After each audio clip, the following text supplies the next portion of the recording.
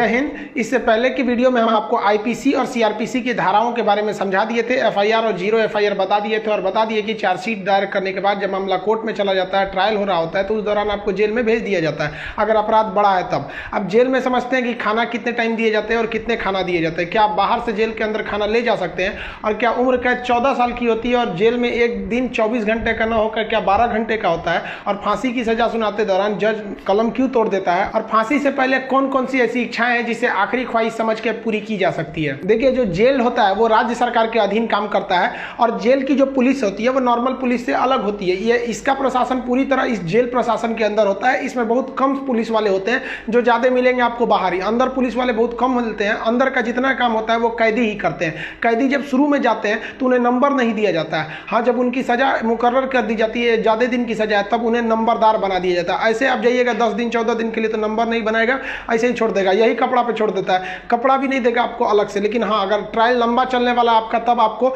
Number देगा और आपको बैरक बताएगा किस बैरक में। उसमें कई बैरक होते हैं, यानी सेक्शन होते हैं। मतलब खतरनाक वाले को किस साइड में रखना है, जो नॉर्मल आया है पता है, जेलर को पता है कि भाई अभी आया अभी 7 दिन में चल जाएगा, तो उसको दूसरे बैरक में रखता है। जेल में नाश्ता खाना सब तीनों टाइम मिलाकर हर अलग अलग राज्यों में अलग अलग खर्च किए जाते हैं कैदियों के ऊपर। अगर भारत के आप टोटल राज्यों को लेंगे तो पर डे एक कैदी के ऊपर लगभग 52 रुपए का खर्च आता है, ये जेल मेन्यू के हिसाब से। जेल में जो नाश्ता दिया जाता है, सुबह 7 बजे नाश्ता आ जाता है, जिसमें एक चाय का रहना कंपलसरी है। चाय के अलावा आपको कभी चना दिया जाएगा, कभी परोटी, ब्रेड, बिस्किट वगैरह दे सकता है या दलिया दे सकता है। ये सब बिस्किट वगैरह ये अंदर ही बनता है जेल के, काफी अच्छा होते हैं सब। नाश्ता तो कम से कम ठीक देते हैं सब। वो दोपहर का लंच 11 से 12 बजे तक आ जाता है। लंच में अगर आप देखेंगे तो रोटी चाट हो रहेगी और आपको थोड़ा सा चावल और दाल दिया जाएगा। सब्जी कोई भी मौसमी सब्जी हो सकती है। दाल इतना रहेगा कि वो पानी की तरह पतला रहेगा दाल। आपको इसमें एकदम हल्का खाना दिया जाता है। रात का खाना भी दिन के खाने के समय सेम रहता है, बट रात के वक्त में चावल आपको नहीं दिया जाता है। रोटी जो दे दिया जाता है वो 6 दे देते हैं। चावल नहीं दिया जाएगा, दाल और सब्जी नॉर्मल टाइप की सब्जी रहती है,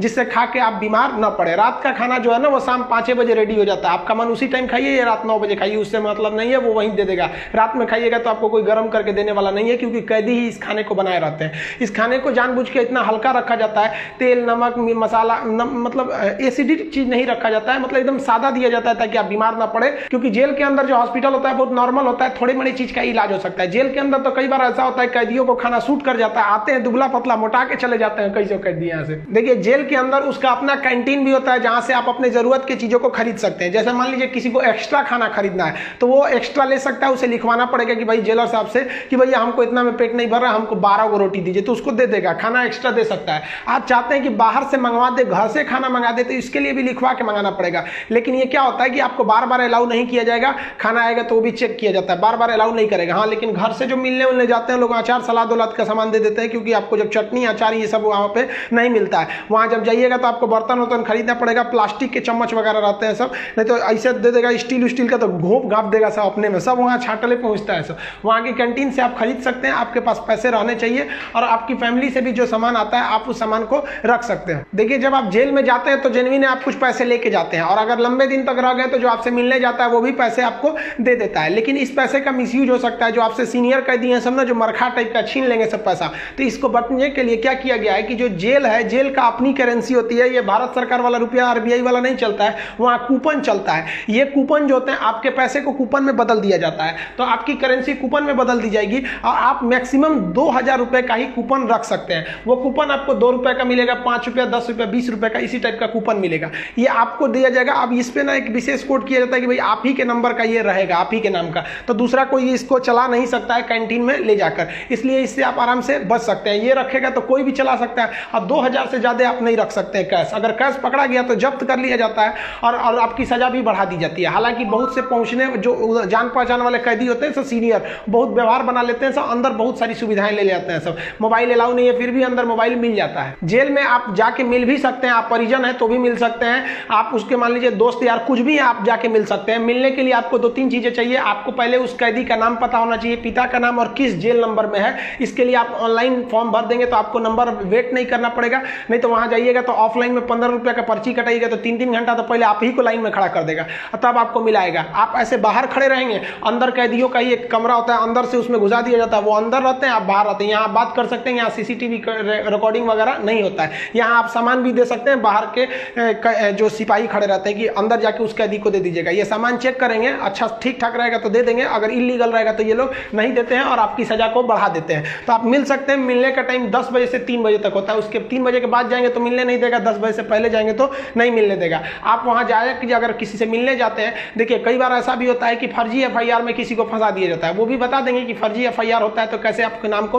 हटाया जा सकता है। और बहुत से स्टूडेंट्स को इस बात का डर रहता है कि जब वो तैयारी कर रहे होते हैं तो उनका पड़ोसी वाला उल्टा सीधा केस में फंसा देता है, एफआईआर करा देता है, तो टेंशन में आ जाते हैं कि मेरी नौकरी चली जाएगी। अरे भाई हम गारंटी देते हैं नहीं नौकरी जाने देंगे। अब उसको भी वीडियो में समझा देंगे कि कैसे आपके ऊपर एफआईआर हो गया है तो उसे कैसे कटवा सकते हैं। और आप स्टूडेंट हैं, आपका एफआईआर हो गया, नाम चला गया, फिर भी आपका जॉब होगा, गारंटी बोलते हैं कि होगा। अब बहुत से लड़कों का ऐसा कराए भी हैं और नियम है, हम अपने घर से कराए, नियम है, बस आप नहीं जानते वो अलग बात है। तो आप उन लोग के लिए गिफ्ट वगैरह लेते जाइएगा। गिफ्ट मतलब क्या चीज, खाने पीने का अचार वचार ले लीजिएगा, थोड़ा सा घी वगैरह ले लीजिएगा, ताकि अंदर अच्छा खाना नहीं लगता है। बाहर का इतना ज्यादा आइटम रहता है, अंदर जाके आदमी उब जाता है। और गुटखा वगैरह नहीं ले जा सकते क्योंकि अंदर जो सफाई का काम होता है वो कैदियों को ही करना रहता है। गुटखा दे देंगे तो खा के थूक देगा। पहुंच वाले सब गुटखा खाते हैं, सब सिगरेट अलाउ है, ये सब चीजें अलाउ है, बस गंदगी वाला चीज नहीं। हम तो कहते हैं भाई जब हर चीज अंदर अलाउ है, बस आपका पहुंच होना चाहिए। अगर आपके पास पैसा और पहुंच है ना तो जेल और बाहर में कोई खास फर्क नहीं समझ में आएगा। ऐसे नॉर्मल वालों के लिए सारे नियम कानून है। अब मिलने का मतलब ये नहीं कि डेली डेली मिलने जा रहे हैं, हफ्ते में आपको 3 बार ही मिलने दिया जाएगा। और बड़ा अपराधी है तो 2 बार, कई को तो हफ्ता में 1 बार अलाउ करता है। अब कुछ ऐसे भी अपराधी रहते हैं बहुत खतरनाक, उनको अलाउ ही नहीं करता है मिलने। तो ऑन एन एवरेज आप हफ्ते में 3 बार किसी जाके मिल सकते हैं। 15 से 20 रुपए की आपको रसीद लगेगी मिलने के लिए। जेल के अंदर स्टडी रूम होता है, वहां जाके आप आराम से पढ़ाई कर सकते हैं। लाइब्रेरी तो इतना अच्छा होता है कि उतना अच्छा इसे आपको नॉर्मल लाइब्रेरी नहीं मिलेगी। आप वहां से अंदर जाके पढ़ाई भी कर सकते हैं। इग्नू से आपको सर्टिफिकेट दे दिया जाएगा, आपका एग्जाम वगैरह भी होगा, आप वहां से पढ़ाई कर सकते हैं। सो जो आप बाहर में पढ़ाई नहीं किया मार काट करके अंदर जाएगा, लेकिन हाँ हम उसमें पढ़ते हुए भी देखे हैं। जेल के अंदर हर एक कैदी को खुद ही काम करना होता है क्योंकि अंदर सिपाही कम रहते हैं। मार धार करिएगा, खूब पिटा जाइएगा ना तो आके छोड़ा देंगे सब। अंदर शांति से रहना चाहिए। अंदर भी जेल के अंदर भी ना ग्रुप होता है, वो उसके ग्रुप का है, वो उसके ग्रुप का है। अगर आपको ज्यादा दिन तक रहना है तो ग्रुपबाजी समझ जाइएगा, नहीं तो कुटा के आएंगे। उसमें क्या होता है, माली का काम होता है। जो जेल का कैंपस बहुत बड़ा होता है, जेल छोटा छोटा नहीं होता। अंदर जाएंगे तो एक दूसरे दुनिया है। वहां अंदर सब्जी वगैरह बोई गई रहती है, यही सब्जी आपको बनाने के लिए आ जाती है। कुछ अलग से भी सब्जियां वगैरह आती हैं, तो इसमें भी काम कर सकते हैं। कुक वाला, खाना बनाने वाले में भी काम कर सकते हैं। सबसे टफ यही काम होता है, सबके लिए खाना बनाओ, वो भी टाइम से बनाओ। यहाँ पर इसके अंदर कुछ फैक्ट्रियां भी होती हैं जहाँ पे आपको सोफा बनाने के लिए आता है, कपड़े सिलने के लिए भी दे दिए जाते हैं सब। और जो होली में जो गुलाल लगाते हैं अबीर, वो भी इसके अंदर पीस के बनाना रहता है। कई सारे काम होते हैं, लेकिन ये जो काम वाला डिपार्टमेंट है ना, फैक्ट्री वाला डिपार्टमेंट, ये उसी को दिया जाएगा जिसको कोर्ट ने सजा सुना दिया है। लेकिन अगर कोर्ट ने आपको सजा नहीं सुनाया, अभी आप पर मुकदमा ही चल रहा है, तो इस पे नहीं देंगे सब, आपको ये सब हल्का हल्का काम कराएंगे सब। इस काम के बदले आपको पर डे का 20 रुपया मिलता है, यानी महीने के आपको टोटल 600 रुपया मिलने वाले हैं। आपको काम करना पड़ेगा। अगर आप काम नहीं करिएगा तो बदले में आपको एक बार पैसा देना पड़ेगा। ये पैसा पर मंथ नहीं लगता है, एक के बार जाइएगा तो जेलर पूछेगा काम कीजिएगा कि पैसा दीजिएगा। तो जो पैसा देते हैं उसे हाता कहा जाता है। अब ये जो हाता का अमाउंट होता है ये डिपेंड करता है, अलग अलग जेल पे थोड़ा सा डिफरेंट होता है, लेकिन एक ही बार इस हाता को देना रहता है। लेकिन अगर आप काम करेंगे तो अच्छा रहता है। कोशिश करिएगा आप लोग, अगर बाय गलती से चले, देखिए ऐसा नहीं है कि आप मर्डर करके जाइएगा, आपको कभी गलती से भी फंसाया जा सकता है। हम लोग को बड़का कहीं बम फोड़े थे लोग, हम लोग का भी क्या था भाई, स्टूडेंट्स की मांग कर रहे थे लोग, उठा के डाल दिया उसमें, तो काम का आप कर सकते हैं उसमें। तो ये सब काम थोड़ा सा इजी रहता है। काम का मतलब फायदा क्या होता है कि आपको खाना अनलिमिटेड मिलेगा, आप जितना खाना चाहें खा सकते हैं। और खाने की थोड़ी सी कैटेगरी थोड़ी आपकी अच्छी कर दी जाती है।